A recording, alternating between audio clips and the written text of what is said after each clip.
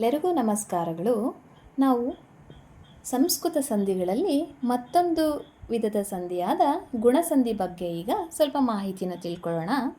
ಇದರ ನಿಯಮ ಏನು ಹೇಳುತ್ತೆ ಅಂದರೆ, ಪೂರ್ವ ಪದದ ಕೊನೆಯಲ್ಲಿ ಆಕಾರ ಇದ್ದು ಉತ್ತರ ಪದದ ಮೊದಲಲ್ಲಿ ಈಕಾರ ಬಂದರೆ ಏಕಾರ.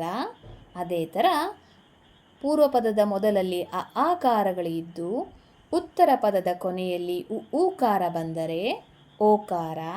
ಅದೇ ಥರ ಪೂರ್ವ ಪದದ ಮೊದಲಲ್ಲಿ ಆಕಾರ ಇದ್ದು ಉತ್ತರ ಪದದ ಮೊದಲಲ್ಲಿ ಋಕಾರ ಬಂದರೆ ಅರ್ಕಾರವು ಆದೇಶವಾಗಿ ಬರುವುದೇ ಗುಣಸಂಧಿ. ಇದನ್ನು ಉದಾಹರಣೆಯ ಮೂಲಕ ನಾವು ನೋಡಿದರೆ ಇನ್ನೂ ಸುಲಭವಾಗಿ ನಮಗೆ ಅರ್ಥ ಆಗತ್ತೆ. ನಾ ಹೇಳಿದ ಪ್ರಕಾರ ಆಕಾರಕ್ಕೆ ಈಕಾರ ಬಂದರೆ ಏಕಾರ. ಅದೇ ಥರ ಆಕಾರಕ್ಕೆ ಉಕಾರ ಬಂದರೆ ಓಕಾರ. ಅದೇ ಥರ ಆಕಾರಕ್ಕೆ ಋಕಾರ ಬಂದರೆ ಅರ್ಕಾರ ಸಂಧಿ ಪದದಲ್ಲಿ ಆದೇಶವಾಗಿದೆ. ಈಗ ಮೊದಲನೇ ಉದಾಹರಣೆ ನೋಡೋದಾದರೆ, ದೇವ ಪ್ಲಸ್ ಇಂದ್ರ ದೇವೇಂದ್ರ. ಇಲ್ಲಿ ಪೂರ್ವ ಪದದಲ್ಲಿ ಅಕಾರ ಇದೆ, ಉತ್ತರ ಪದದಲ್ಲಿ ಇಕಾರ ಇದೆ. ಅಕಾರಕ್ಕೆ ಇಕಾರ ಎದುರು ಬಂದಾಗ ಸಂಧಿ ಪದದಲ್ಲಿ ಏಕಾರ ಆದೇಶವಾಗಿ ಬರುತ್ತೆ. ದೇವ ಪ್ಲಸ್ ಇಂದ್ರ ದೇವೇಂದ್ರ.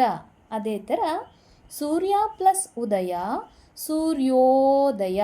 ಇಲ್ಲಿ ಓಕಾರ ಸಂಧಿ ಪದದಲ್ಲಿ ಆದೇಶವಾಗಿ ಬಂದಿದೆ.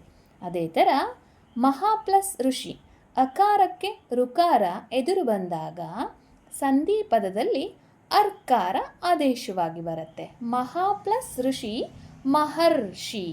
ಅಕಾರಕ್ಕೆ ಇಕಾರ ಬಂದಾಗ ಏಕಾರ, ಅದೇ ಆಕಾರಕ್ಕೆ ಉಕಾರ ಬಂದಾಗ ಓಕಾರ, ಅದೇ ಆಕಾರಕ್ಕೆ ಋಕಾರ ಬಂದಾಗ ಅರ್ಕಾರ ಆದೇಶವಾಗಿ ಬಂದರೆ ಆ ಪದವನ್ನು ನಾವು ಗುಣಸಂಧಿಗೆ ಉದಾಹರಣೆಯಾಗಿ ಹೇಳಬಹುದು.